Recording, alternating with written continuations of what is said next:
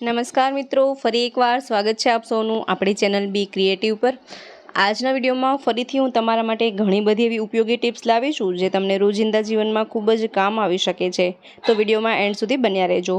ચાલો શરૂ કરીએ વિડીયો।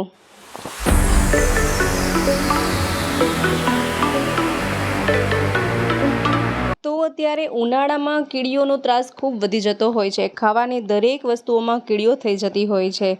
આ રીતે કેસરોલમાં પણ રોટલા વગેરે રાખીએ ત્યાં પણ કીડીઓ થઈ જતી હોય છે। તો હવે એનું કરવું શું?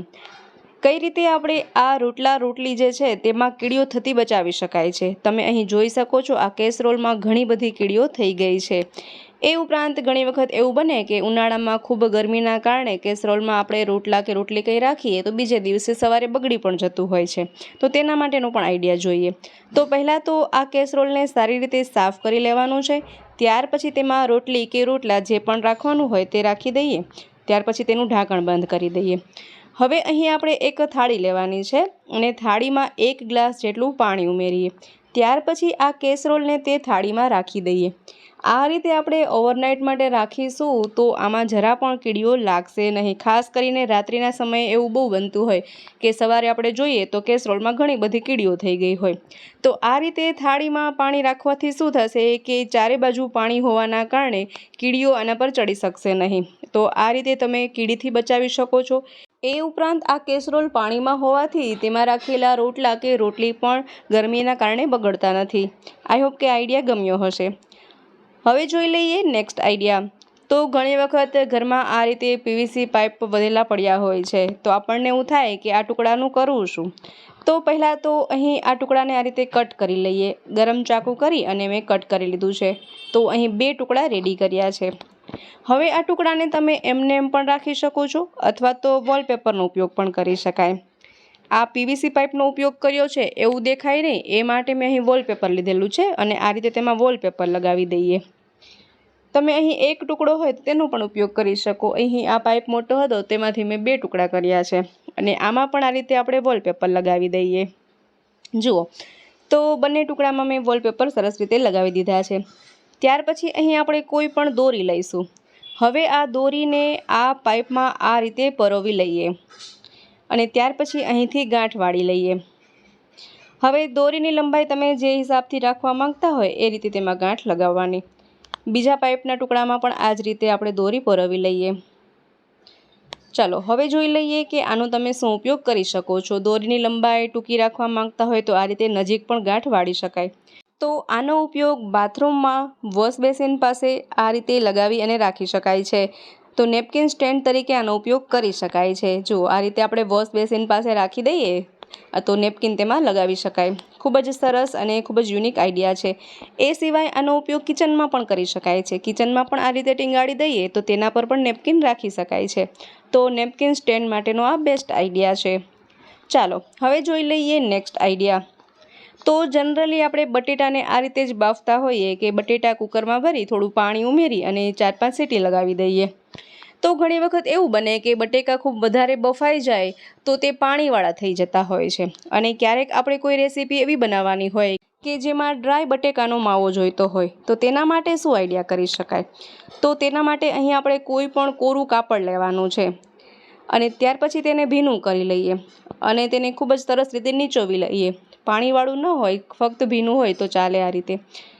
ત્યાર પછી આપણે આ રીતે તેને પાથરી અને જેટલા પણ બટેટા બાફવાના છે તે બધા જ બટેટાને આ કાપડમાં આ રીતે રાખી દઈએ અને કાપડને સરસ રીતે આ રીતે વીંટી લેવાનું છે।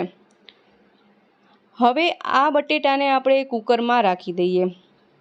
અહીં આપણે કુકરમાં પાણી ઉમેરવાનું નથી અને ત્યાર પછી તેનું ઢાંકણ બંધ કરી દઈએ અને ઢાંકણની વિસલ કાઢી લઈએ। હવે ગેસની ફ્લેમ ઓન કરી અને કુકરને ગેસ પર રાખી દઈએ। અહીં આપણે તેને 10થી 15 મિનિટ સુધી રહેવા દઈશું। તો તમે જોઈ શકશો કે 10થી 15 મિનિટમાં તો બટેટા ખૂબ જ સરસ રીતે બફાઈ જાય છે અને એકદમ ડ્રાય બફાય છે। તો 10થી 15 મિનિટ બાદ આપણે જોઈ લઈએ કે બટેકા સરસ રીતે બફાઈ ગયા છે કે નહીં। ચાલો હવે આ નેપકિનને તેમાંથી બહાર કાઢી લઈએ।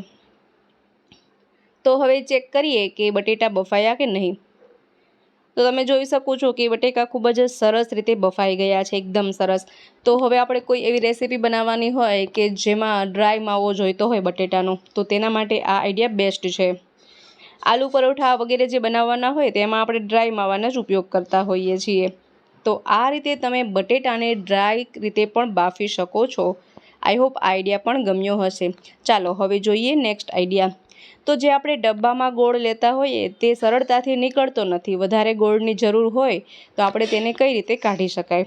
તો તેના માટે અહીં મેં એક કુકર લીધેલું છે. કુકરમાં 1 ગ્લાસ જેટલું પાણી ઉમેરીએ. ત્યાર પછી ગેસની ફ્લેમ ઓન કરી અને આ પાણીને ગરમ થવા માટે રાખી દઈએ. પાણી ગરમ થઈ જાય ત્યારબાદ ગેસની ફ્લેમને બંધ કરી દેવાની છે, ગેસ ચાલુ રાખવાનો નથી. ત્યાર પછી આ ગોળનો ડબ્બો છે તેને આ પાણીમાં મૂકી દઈએ અને તેને 1 મિનિટ સુધી તેમાં રહેવા દઈએ. 1 મિનિટ પછી તમે જોઈ શકશો કે આ રીતે થોડું ઠપકારવાથી જ ગોળ બધો જ બહાર નીકળી જશે સરળતાથી. તો આ પણ એક આઈડિયા ખૂબ જ બેસ્ટ છે અને ખૂબ જ ઉપયોગી થઈ શકે એવો છે. હવે તેમાં જ એક બીજો આઈડિયા જોઈ લઈએ કે જો આપણે વધારે ગોળ સમારવાનો હોય અને આ ગોળ હાર્ડ થઈ ગયો હોય તો તેને તમે કઈ રીતે સરળતાથી સમારી શકો? તો ફરીથી અહીં આપણે ગેસની ફ્લેમ ઓન કરી થોડું પાણી ગરમ થવા માટે રાખી દઈએ. હવે તેના પર એક વાટકો રાખીએ, આ રીતે ઊંધો વાટકો રાખી દેવાનો અને આ ગોળ છે તેને આ રીતે મૂકી દેવાનો. હવે ઢાંકણમાંથી વિસલ કાઢી અને ઢાંકણને ફક્ત આ રીતે તેના પર રાખીએ. ફક્ત અહીં અડધી મિનિટ માટે જ આ રીતે રાખવાનું છે. અડધી મિનિટ બાદ તમે જોઈ શકશો કે ગોળ એકદમ સોફ્ટ થઈ જશે. ત્યારબાદ તમે તેને આ રીતે સરળતાથી સમારી શકશો. ચાકુની બદલે ચમચીથી પણ સરળતાથી તે નીકળી જશે. તો આપણે કોઈ પણ ગોળની રેસીપી બનાવવાની હોય તો આ રીતે તમે ફટાફટથી ઘણો બધો ગોળ સમારી શકો છો. જરા પણ સમય પણ નહીં લાગે અને ખૂબ ફટાફટથી તે ગોળ સમારાઈ પણ જશે. આઈ હોપ કે આઈડિયા પણ દરેક લેડીઝ માટે ખૂબ જ ઉપયોગી રહેશે. ચાલો હવે જોઈ લઈએ નેક્સ્ટ આઈડિયા. તો અવારનવાર ઘરમાં આ રીતની પોલિથીન કોથળીઓ આવતી જ હોય છે, તો તેનો પણ આપણે શું ઉપયોગ કરી શકાય એ જોવાના છીએ. તો અહીં આપણે પહેલાં તો એક પોલિથીન લેવાની છે અને હવે આ કોથળીને આપણે સરસ રીતે પહેલાં તો સંકેલી લઈએ. આ રીતે તેને સંકેલી અને આ રીતે રાઉન્ડ વાળતા જઈએ. રાઉન્ડ વાળ્યા પછી અહીં આપણે સેલોટેપ લઈશું અને આમાં ફરતે જ સેલોટેપ લગાવી દઈએ. આ રીતે સિક્યોર કરી લઈએ. સેલોટેપ લગાવાઈ જાય ત્યારબાદ સેલોટેપના છેડે પણ કંઈક આ રીતે આપણે સેફ્ટી પિન કે કાગળ વગેરે રાખી દઈએ તો ફરીથી સેલોટેપનો ઉપયોગ કરવાનો હોય તો આપણને છેડો મળી જાય. હવે આનો શું ઉપયોગ છે જોઈ લઈએ. જો તમારા પાસે ગ્લુગન ન હોય અને તમને ગ્લુગનની જરૂર હોય તો તમે આનો ગ્લુ સ્ટિક તરીકે ઉપયોગ કરી શકો છો. અહીં આપણે મીણબત્તી સળગાવીએ અને આ કોથળીને થોડી આ રીતે ગરમ કરીએ. ત્યાર પછી તમે જોઈ શકશો કે કોઈ પણ પ્લાસ્ટિકની વસ્તુ કદાચ તૂટી ગઈ હશે ને તો તેને તમે આ રીતે ગ્લુ સ્ટિકના રૂપમાં તેનો ઉપયોગ કરી અને તેને સાંધી શકો છો. થોડી ગરમ કરી અને આ રીતે કોઈ પણ વસ્તુમાં આપણે તેને લગાવીએ તો તરત ત્યાંથી રિપેર થઈ જશે. જે ગ્લુગન હોય છે તેની જે ગ્લુ સ્ટિક હોય તે એકદમ હોટ હોય, ગરમ હોય તો તે તરત જ વસ્તુઓને ચોંટાડી શકે છે. તો આ રીતે કોથળીને ફોલ્ડ કરી અને થોડી ગરમ કરી અને આ રીતે લગાવવાથી તે પણ એક હોટ ગ્લુ જેવું કામ કરે છે અને વસ્તુઓ સરસ રીતે તેમાં ચોંટી જાય છે. અથવા પ્લાસ્ટિકની કોઈ વસ્તુ તૂટી ગઈ હોય તો તેને રિપેર પણ કરી શકાય છે. ચાલો હવે જોઈ લઈએ કોથળીનો બીજો આઈડિયા. તો ફરીથી અહીં મેં કોથળી લીધેલી છે અને તેને આ રીતે પહેલાં તો ફોલ્ડ કરી લઈએ અને ત્યારબાદ કાતરથી તેને આ રીતે કટ કરવાની છે, જેથી કે 2 રાઉન્ડ શેપ કટ થઈ જશે. હવે આનો ઉપયોગ શું છે એ જોઈ લઈએ. તો જ્યારે આપણે ટ્રાવેલિંગ વગેરેમાં જવાનું હોય તો ત્યાં આ રીતની કોઈ બોટલ હોય કે દવા હોય તેને લઈ જવાની હોય તો તે ઢોળાઈ જવાની બીક રહે, અથવા તો તેલની ડબ્બી હોય તો તેમાં તમે આ રીતે પોલિથીનને કટ કરી અને લગાવી શકો છો અને તમે સેફલી તેને ટ્રાવેલિંગમાં સાથે લઈ જઈ શકો છો. એ સિવાય કોથળીનો બીજો ઉપયોગ જોઈ લઈએ. તો ફરીથી કોથળીને આ રીતે ફોલ્ડ કરી અને તેને આ રીતે કટ કરી લેવાની છે. ત્યારબાદ હવે તમે તેને ચા ખાંડના ડબ્બામાં આ રીતે રાખી શકો છો. અત્યારે ઉનાળો હોય તો ખાંડ વગેરેમાં કીડીઓ ખૂબ જ થઈ જતી હોય છે, પરંતુ આ રીતે કોથળીને કટ કરી અને રાખી દેશો તો તેમાં કીડીઓ ક્યારેય પહોંચતી નથી. એ સિવાય તમે કોઈ પણ ડબ્બામાં જે વસ્તુઓ રાખી હોય કીડી પહોંચી જતી હોય ત્યાં તમે મોટી કોથળીનો ઉપયોગ કરી શકો છો. આ રીતે ટ્રાવેલિંગમાં કોઈ વસ્તુ લઈ જવાની હોય, જમવાની વસ્તુ લઈ જવાની હોય જે ઢોળાઈ શકે એમ હોય તો તેમાં પણ આ રીતે કોથળી લગાવી લઈ જઈ શકાય છે. ચાલો હવે જોઈ લઈએ નેક્સ્ટ આઈડિયા. તો ઘણી વખત આપણે રસોઈ બનાવતી વખતે એવું થાય કે અડધી રસોઈ બની હોય અને ગેસનું સિલિન્ડર ખાલી થઈ જાય. તો ક્યારેક એવું બને કે ગેસનો સિલિન્ડર ખાલી થઈ ગયો હોય તો આપણને રસોઈ નથી બનાવી શકતા. તો આપણે ગેસ સિલિન્ડર ખતમ થવાના પહેલાં જ કઈ રીતે જાણી શકાય કે ગેસ સિલિન્ડર હવે ખાલી થવાનો છે, એ માટે શું આઈડિયા કરી શકાય? તો તેના માટે અહીં મેં એક ટબ લીધેલો છે. ટબમાં થોડું પાણી લઈએ અને કોઈ પણ એક કાપડ લઈ અને તેમાં આ રીતે બોળી અને ખૂબ જ સરસ રીતે ભીનું કરી દેવાનું છે અને તેને નીચોવી લઈએ. અહીં મેં ટુવાલનો ટુકડો લીધેલો છે. ત્યાર પછી આપણે જે ગેસ સિલિન્ડર હોય તે ગેસ સિલિન્ડર પર આ કાપડને વ્યવસ્થિત રીતે સરસ રીતે આ રીતે તેના પર વીંટી દેવાનું છે. જો આ રીતે વીંટી અને તેને 2 થી 5 મિનિટ સુધી એમને એમ રહેવા દઈએ. 2 થી 5 મિનિટ થઈ જાય ત્યાર પછી આપણે આ જે વીંટ્યો છે કાપડ તેને આપણે તેમાંથી કાઢી લઈશું. તો આના પરથી કાપડ કાઢ્યા પછી પણ તેને આપણે 2 થી 3 મિનિટ સુધી રહેવા દઈશું. આ જે બોટલવાળો પાર્ટ ભીનો થઈ ગયો છે તે સુકાવા લાગે ત્યાં સુધી તેને રહેવા દઈએ. તો 2 મિનિટ પછી તમે જોઈ શકશો કે સિલિન્ડર જેટલો ખાલી છે તેટલો પાર્ટ તરત જ સુકાઈ જશે અને જ્યાં સુધી ગેસ ભર્યો છે તેટલો પાર્ટ ભીનો દેખાશે. કારણ કે LPG ગેસ જે હોય છે તે વજનમાં ભારે હોય છે.